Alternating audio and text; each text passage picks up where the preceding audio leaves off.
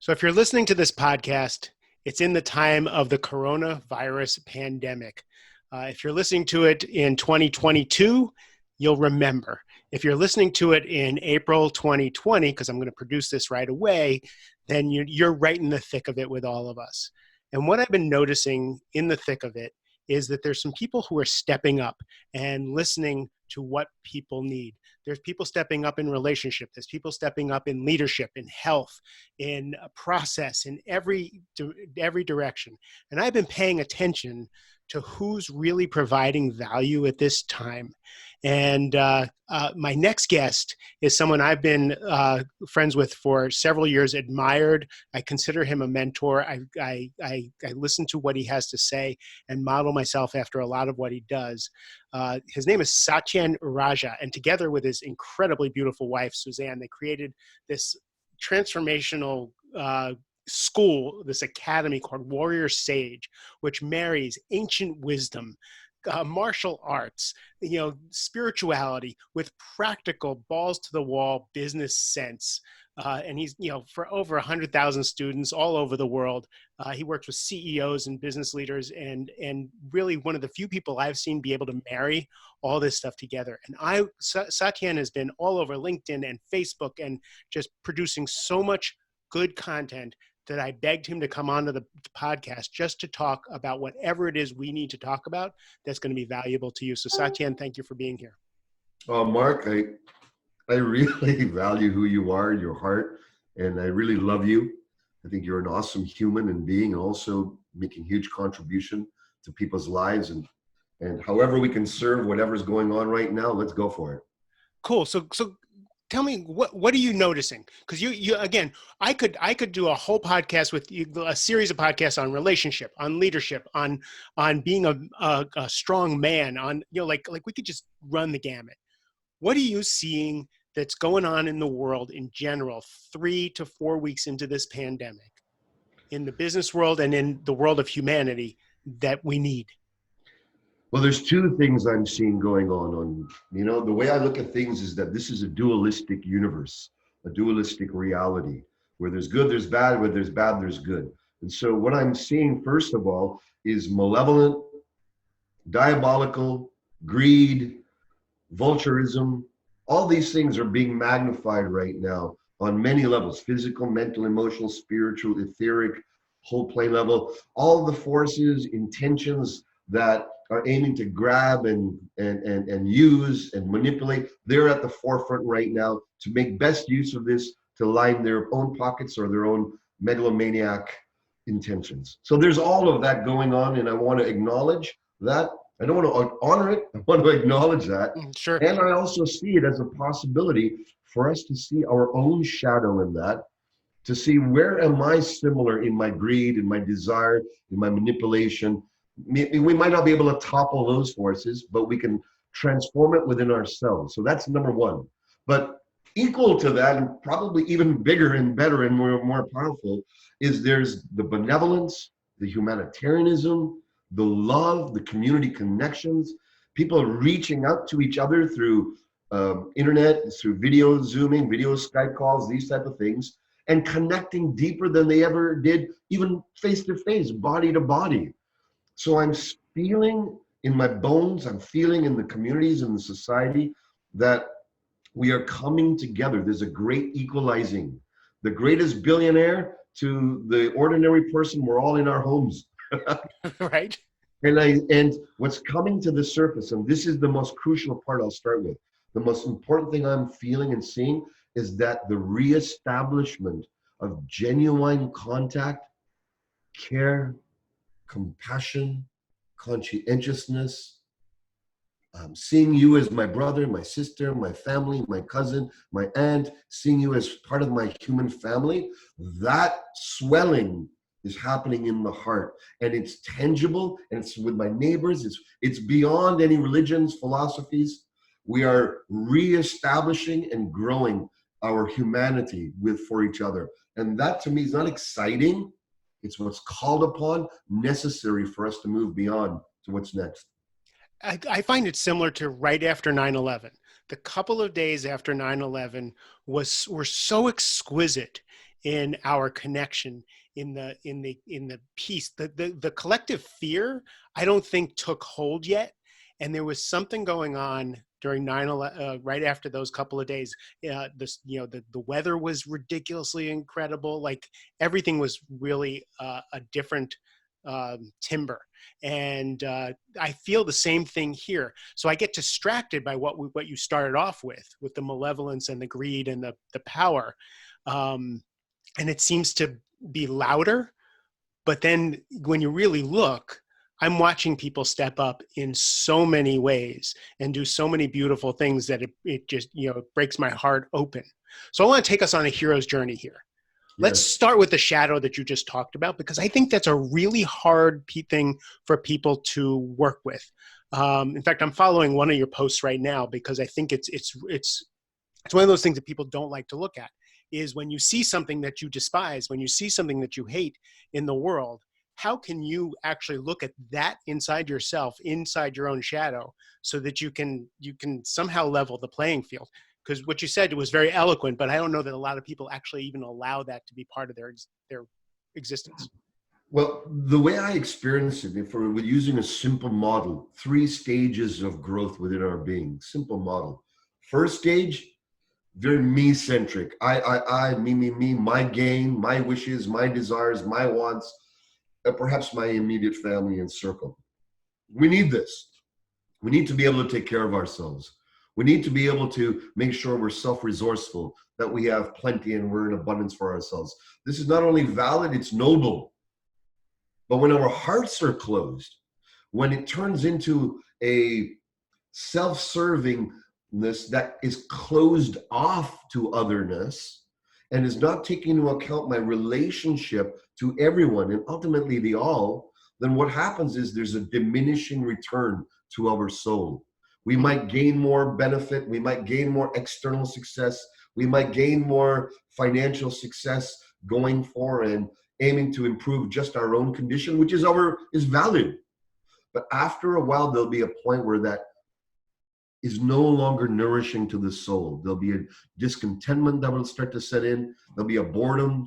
And what happens is this is a holy moment. And in those moments, rather than going for distractions to fill that gaping hole within of lack of fulfillment, distractions of movies, TV, sex, drugs, rock and roll, whatever the heck, all right? Whatever, the 1,000,001 distractions. It's really a very fertile time right now to say, oh, maybe I'm ready to go to not just me-centric, but what about we-centric? And so many of us are moving towards we-centric consciousness, win-win consciousness. Now, we in our worlds here, we've been used to this concept of win-win for many years. But for most of the world, that's brand new, believe it or not, that we can actually have win-win, all of us. And now that takes our heart to expand. It cannot be, how can I say, it cannot be instituted. It has to be something that we feel from our discontentment. I'm no longer fulfilled in the soul. The only way to fulfill the soul is through deeper embrace of otherness, deeper care for otherness, deeper compassion that is active and real and that has teeth and feet in the ground. Love in action, whether through generosity of your time, generosity of your knowledge, generosity of your money, generosity of your 2 hands in the dirt, helping someone dig something. All forms of generosity and care is the new billionaire, in my opinion. Now, I'm terrified. My business is about to crash.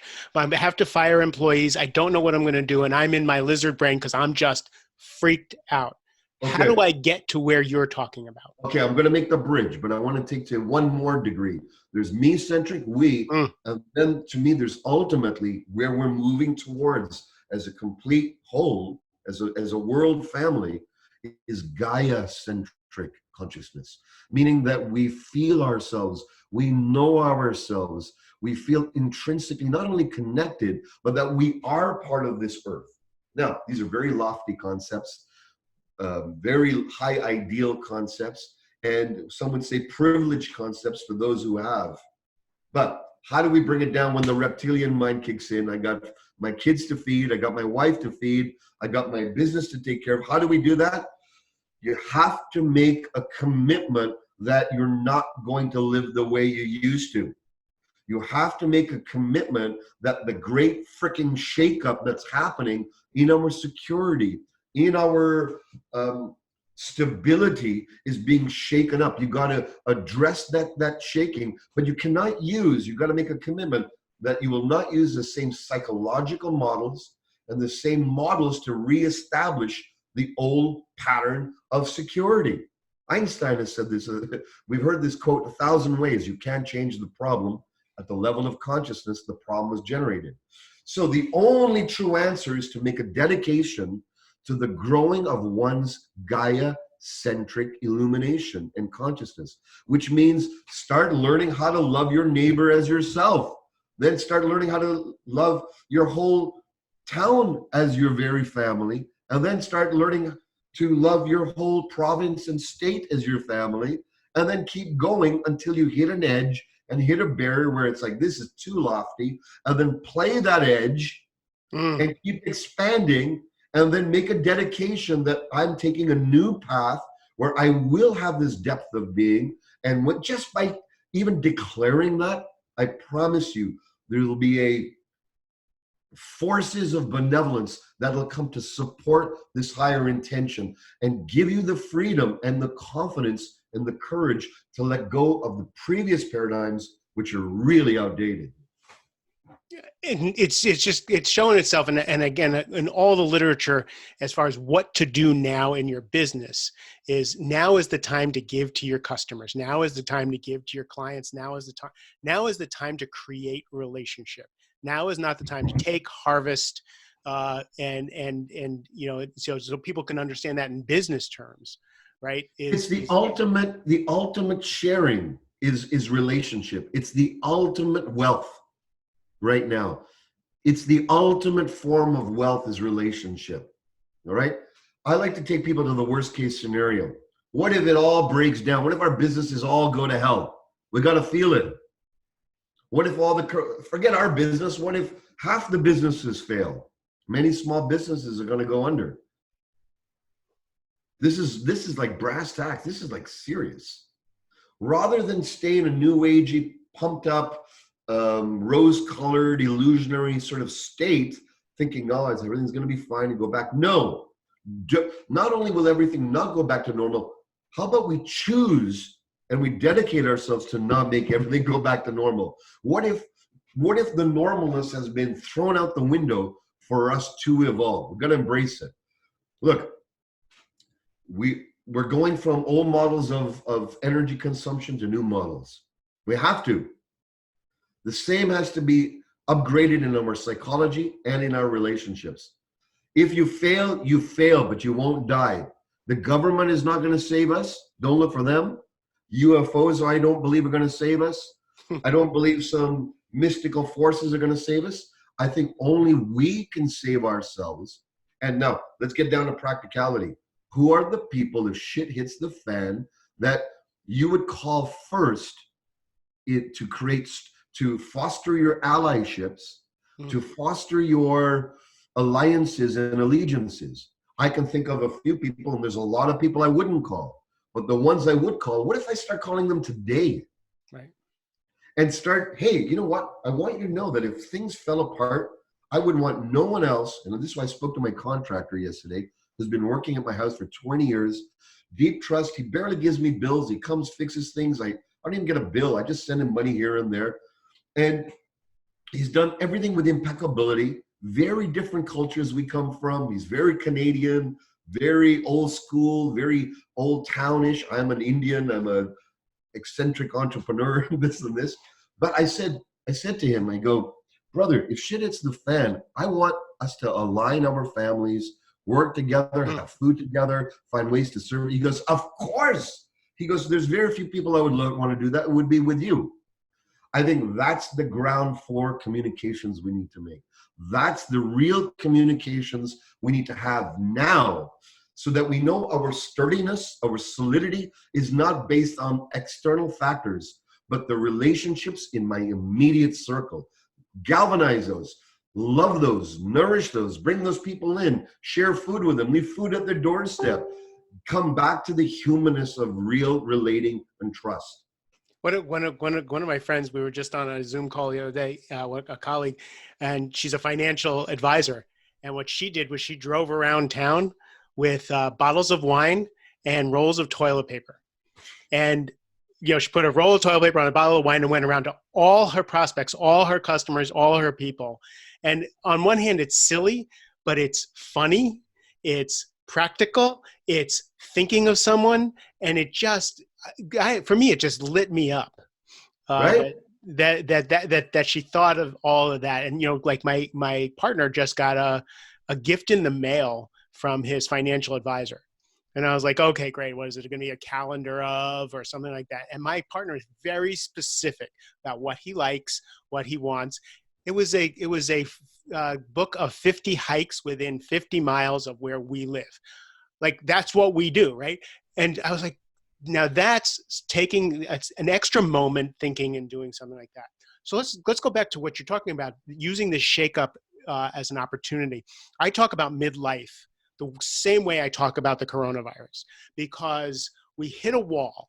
What was working no longer works. We made the money, we have the career, we have the success, and all of a sudden we're just fucking not happy. Why? Right? Now, this is the hard part. Do we start covering it up with, sex, drugs, and rock and roll, a new partner, a new this, or do we actually peel the layers back and see what we need? And everything that's needed now in the coronavirus time, everything that's needed in your business and your personal life and everything, is what's needed in midlife, which is taking stock, taking an inventory, solidifying, your resources, which is your relationships, as you were talking about. And now, what do I want to create as the next chapter? Exactly. So I love what you just shared on all of that whole spectrum of that. You shared about your friend who's gone around and made these very specific gifts that are opportune and pertinent to this very moment and dialed into you, not generalized, but thoughtful, caring of yourself. I started making calls of all of my past, and here's some practical tips. I made calls to all my past clients I've had. I've been doing like 5-10 calls in between my coaching calls, just reach outs, just how are you doing? I just want you to know I'm sharing my love with you. I'm giving you a big embrace from over here. If you wish to share back to me and let me know what you're experiencing, what you're going through, if you need a shoulder to lean on or to chat with, I have no business solicitation going on, none of it. I just want to let you know that there's care and love coming your way. Now, what's happened is I've got many phone calls come back. Thank you. How thoughtful of you. How caring of you. And what's interesting is I've had prospective calls, high ticket prospective calls, come out from all other places that didn't seem directly related to my outgoing calls, but are coming back from the universe. I believe if we invest in conscientious love of others in a direct, formalized, executed way that's dialed into each person from the quality and joy of that connection, not a generalized connection, this unique connection. And we're feeling that individual as we're giving our gift and how they would bloom, how they would be served. We might not get the return back from that group that we're expressing to, that joy and love, but the universe loves when you invest in love. And when you invest in love and true power, it wishes to give you a huge ROI. It wants to. But it might not come through directly. It'll all come through tangential ways. So this is what we got to get our heads around, especially those of us who are in business, that our direct marketing, reach out, connection efforts will not necessarily directly, they might come from the crucible of all the people you know. It'll come from other realms, other directions. It'll come from referrals. It'll come from you sharing, wow, Satyen, I saw you on video and what you're offering, and now people hear what I'm up to. It's the genuine expression of care in action. That's the warriorship that's needed now. And the courage is to wrap up whatever the past was, put it in your hand like a piece of paper, blow it to the sky, and say, thank you for the past, and I am ready for what's new. So I, I'm so happy to be talking to you about this because I feel sometimes I'm speaking into the wind in the Twitterverse, in out there in the world. There's the hustle and grind, hyper masculine guys, who like if you're not working out at 5 o'clock in the morning, and if you're not working at 2 o'clock in the morning, people are going to lose, are going to steal your lunch, and they're just like this hyper. The way I can say is the hyper masculine, uh, success oriented, empty paper tigers, right? And then you're when I watch what you do and what you represent, it's also just beautifully masculine, right? Very strong. It's about the physical, it's about the mental, it's about the spiritual, it's about all that stuff. But there's a gap, and what I'm hoping is that there's a shift towards what you're talking about, and that people can actually see the difference. Because you and I are walking into glass buildings with executives who are sitting Yeah, behind desks, with ties and things like that, and we're teaching concepts that would be thought of as the feminine side, the Californian side, or the Vancouver side in your yeah. case, right? But we're able to show that actually, no, this is the way to the next levels of success and to actually experience that success. Well, let's take a look at some real examples. Look at a Richard Branson. When you see him, I don't think of a person stressed out of his mind. I think of a guy laying in a hammock, drinking cocktails and directing hundreds of companies with a smile, with a little phone in his hand and saying, yeah, try this, do that, with little direction. How do you build that? How do you have that type of Branson type consciousness? Well, there's a simple triad of when these are activated, I feel will really help people who are in that hyper masculine energy. Because I used to be. And I came up through a very strong, as you said, hyper masculine intentionality. Luckily, very blessed, I had feminine teachers to help me learn about new ways. I had guides and experiences that I had with Mother Nature, shamanic experiences. I had very profound feminine teachers who helped me get a whole other spectrum to fill me out as an individual. And and here's the triad. Number one, 100% in, 99% is a slow drip poison. So we still need the 100% commitment to an intentionality.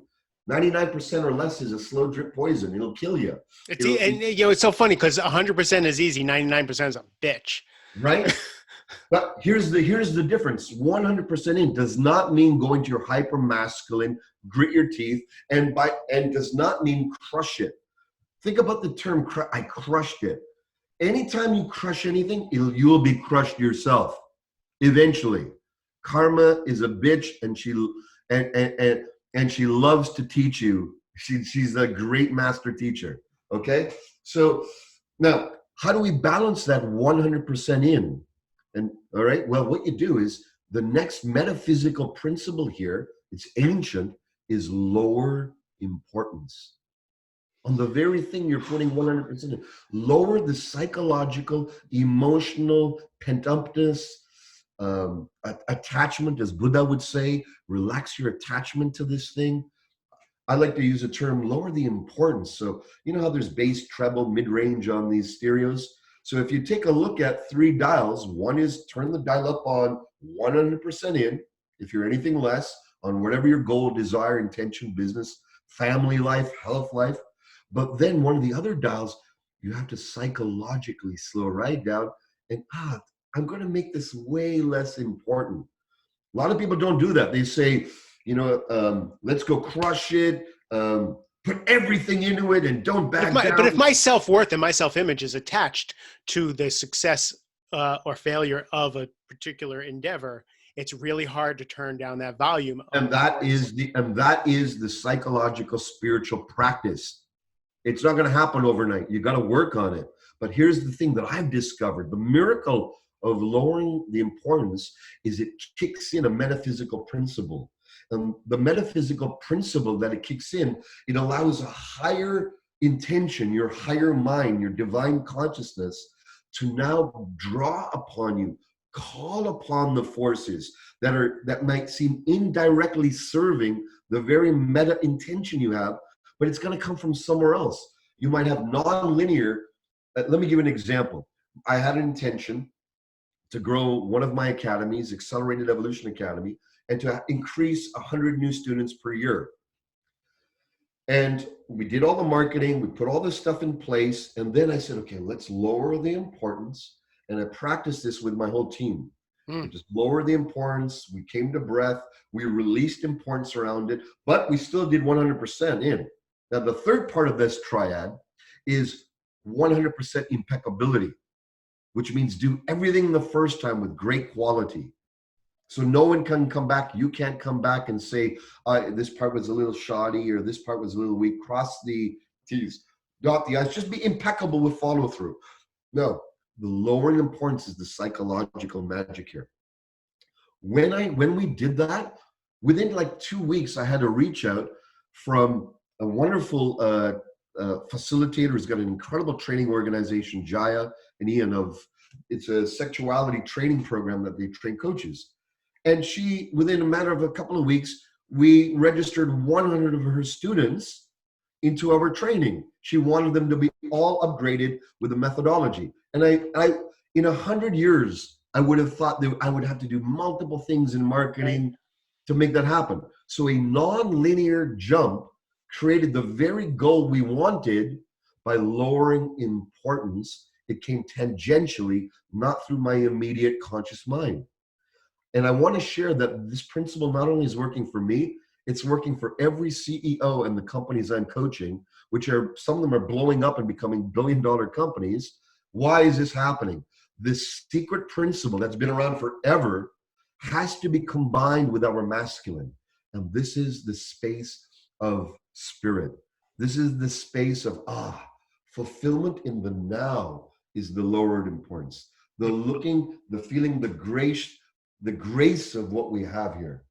When we want what we already have, we'll have more of what we want. We have to want what we already have and look, what do I already have? Take stock of that now. That will lower the importance. And when you do this, my friends, just watch how this will affect your families, your relationships, your health, and your businesses. I guarantee it, but you got to try it on, and you got to risk this leap in consciousness, trusting that not the increase in importance will get my end goal, but the lowering of it. It sounds absolutely paradoxical, but the masters have known this for thousands of years. Give it a try. Really good sales guys know it too. Needy is creepy, right? Like, when you met, the best time to make a sale is when you've made a sale, when you can play with this, and it's not that important. It was Sadhguru kind of puts it in a really cool way. He talks about the game. It's not bad to play the game all in. If you're playing soccer, when you get on the field, that ball is the most important thing in your life. Your blood, sweat, and tears, and it is good. It is noble to put everything on the line for that ball.